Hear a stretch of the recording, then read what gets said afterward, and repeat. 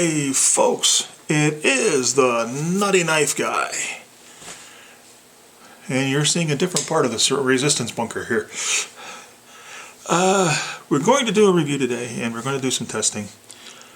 But we got hit with the snowstorm like a lot of other people. And there is this much snow underneath the work post. And it's cold out there. So, I'm down here. Today, I will be showing you the Kubey KUB237.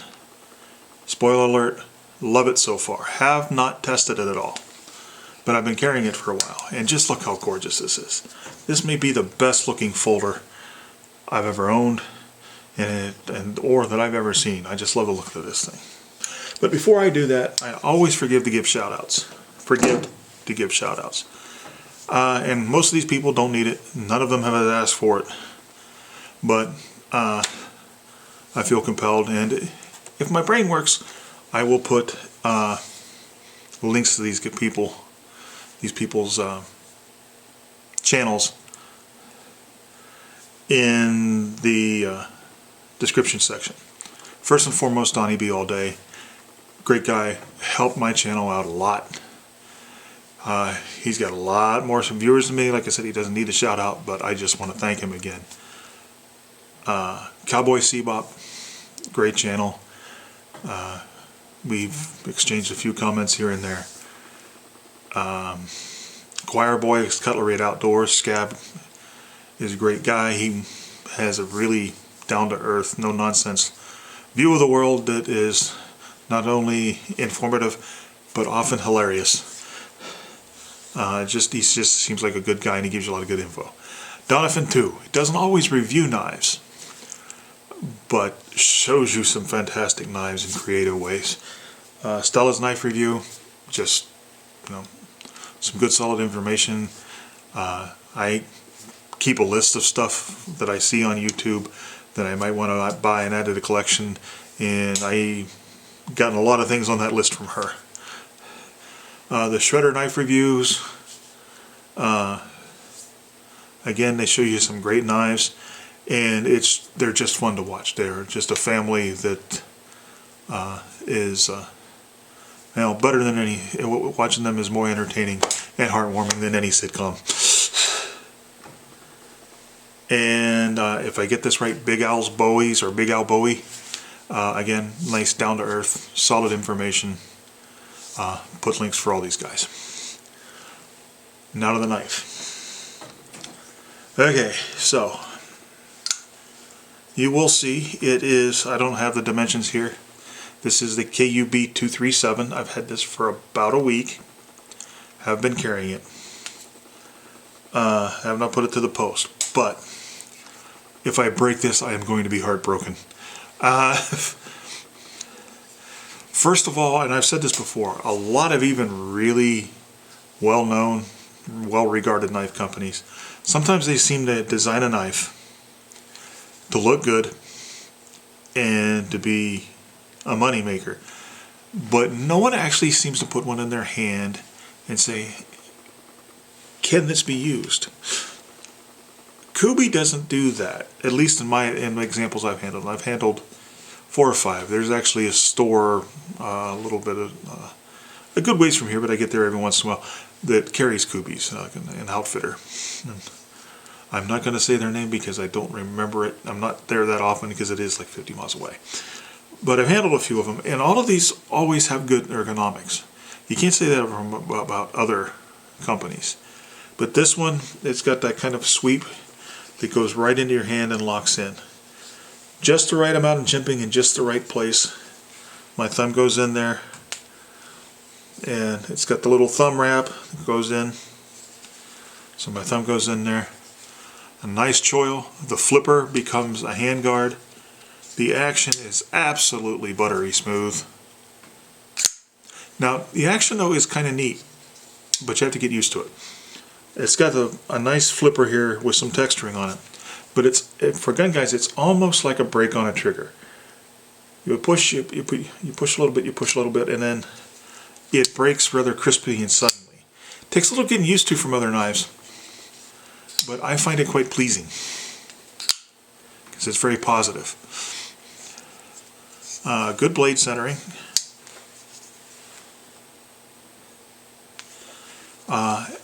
I don't know if these fullers on either side do anything to lighten the blade, and you can get your thumb in there to open a knife with them, but the flipper is much easier. I don't know if they're there for anything other than to look good, but if all they're there to do is look good, they're accomplishing their task because they look great. It's got kind of a choil here. It's not a conventional choil because you have this, but you can, instead of having the push up with the top of your finger, you can actually pull it back like a trigger, and that gives you great control. Which brings us to the spine wrap test. I'm going to see if I can get an angle where you guys can see this a little better. I'm going to tilt you down and move you over just a little bit. Okay. Please don't let me break it. I don't want to break it. I love it. Okay. 1, 2, 3, 4, 5. Okay.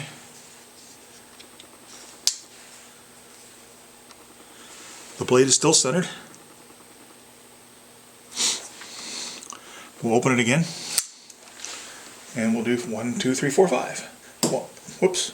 1, 2, 3, 4, 5. Now I'm not doing Captain Caveman on it. That would be unreasonable to expect that. But it's not going to go closed under normal conditions, okay? So, I'm going to stand up here for the Donnie B All Day drop test. Now this is a chair from the same set as the broken chair I usually use for this when I go outside. So this should work fine for that.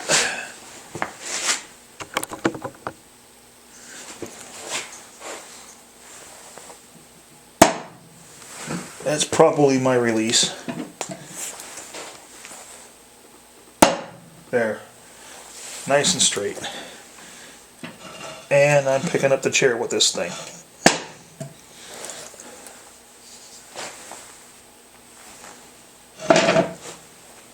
One more time. Again, another nice straight drop. I'm going to wiggle it around a little bit. Okay, that's what broke, basically, $120 broker out the front. This one, on the other hand, came off okay. This one runs under 50 bucks before tax. Move you over there again. Hang on just a second.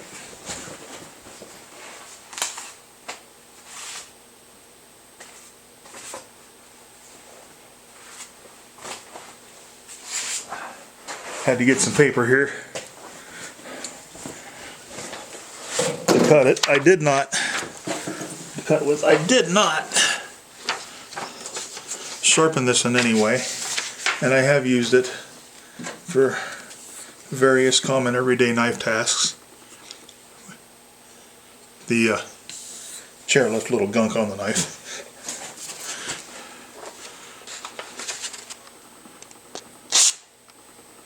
That is not, that's factory edge.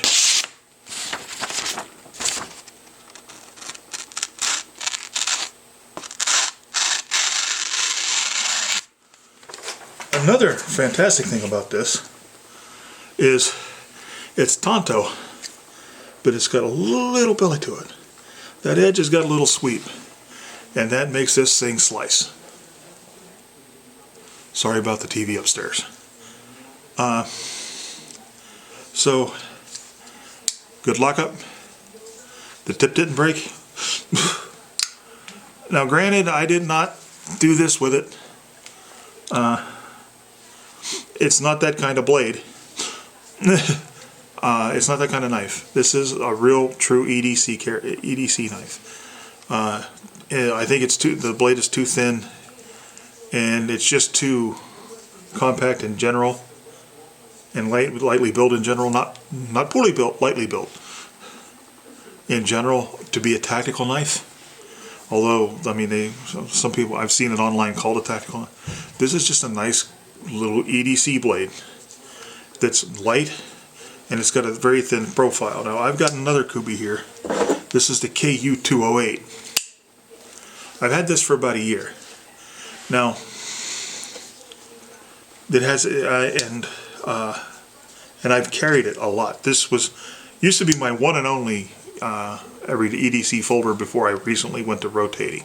This is still in the rotation, but it's still got that great action, and it's done a lot of work for me, and we still got good blade centering, the whole 9 yards. But I want to show you the difference in these models to show you what I mean. Look at the thickness on that blade, and then look at them together and see how much beefier this is. Look how much beefier in general the 208 is compared to the 237. This one, I have not done a review on it, and I probably should. This is actually a very good knife, but it's not about this knife right now. But if you know, it's possible that I could Captain Caveman and pry with it, but it's not what I don't think that would be fair for this knife, because it's not meant for that kind of heavy use. This one just might be. When I get around to doing a review on this, we'll find out. But you do have to use a knife within its limitations, and that's what. The thing of it is, that blade on the Bocker that broke didn't get Captain Caveman into anything either. It was pretty much what I did with this. So now I'm going to get other Kubeys. I think Kubey may be the best kept secret in the knife world. Now, they're made in China, and most of them are just at that $50 mark that makes them budget. I think this one was $49 something before tax. And they're just up to the budget mark. But when you get the quality, oh, by the way, D2 steel on both of these. When you get this kind of quality for that money, I don't know of any other company except for possibly Reek that gives you that kind of value. Reek. That gives you that kind of money. I mean, that gives you that kind of value for your money. I could become a real Kubey aficionado. Now, this one comes in a whole bunch of different color schemes. You can get one that's straight black. You can get one, I think, with brushed stainless. And I think, if I remember right, there's a purple one. There's one with like OD green. I just like this one. They call this handle tan, and maybe I'm colorblind about that, but to me it's more like gray, and I like the gray and black. If they had a nice slate gray and black blade, I would buy another one of these, because I would love that color. But there it is, guys. Really like this thing. But you know what? Having said all of that about the blades, it just doesn't seem right to go without testing both of these tips again. So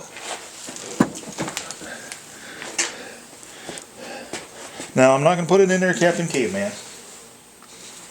Get you tilted down so you can see this.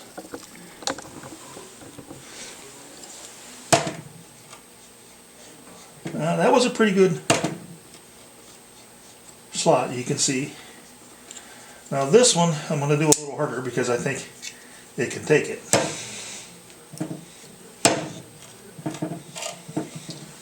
That is what snapped that $120 Bocker. Okay. And I know I keep harping on that Bocker, but $120, and that broke it. And what I just did broke a $120 knife. Now, kind of an update on that. I did send it back to Bocker. Bocker. I think we'll just call it broker. Because they're broker than other knives. They are replacing it. But the letter they said that they're, now this is for all the Bocker lines, even the Tree brand, from what I understand. It doesn't count breakage, it only counts factory defects. But they were graciously going to replace mine. But they're back ordered to 3 months, and there goes the phone. Sorry about that. Hopefully someone will answer that. Okay. Somebody has answered, and I apologize for the background noise. So it's going to take 2 or 3 months, and I will test it again and see if it breaks. If it breaks again, then I'm pretty much done with Bocker. I don't care what their line it is, even if it's the Tree brand, which is supposed to be the super good brand. I'm not throwing good money after bad. But they basically said that they will graciously replace this knife, even though they didn't have to. But the thing of it is, they said factory defect. Folks, that blade snapped like a toothpick. And that is factory defect, because I didn't have that knife was like 2 days out of the box. First time it had ever been really used. A blade of any quality, even a $10 gas station knife, should bend before it breaks. This didn't even start to bend. This just snapped. That means they screwed up the heat treat. That was bad metallurgy. So, but they say they're going to send me one. If they do, and when I get it, I will let you know, and we'll revisit that knife. But the Kubey, get one. You will not be sorry. This is the KUB237. This almost makes me want to stop rotating and just carry this one all the time, honestly. This is great. I'm not going to do that because I have other knives and everything like that I want to carry. I don't want to stop carrying this one, this other Kubey, the 208. Now this is the KU208, this is the KUB237. I don't know what's the difference between the KU and the KB. Maybe they just decided to change it. Have no idea. But as I said, I think Kubey may be the best kept secret in the knife world when it comes to just sheer value. And with that, I will leave you with my usual admonishment too. Draw your knives only in just purpose. Sheathe them only with honor. And remember that without knives, life would be dull and pointless. Please like, share, and subscribe to the channel. Feed the mighty YouTube algorithm. All hail the algorithm. And I will put those links to those great folks that I mentioned. And I bid you good day.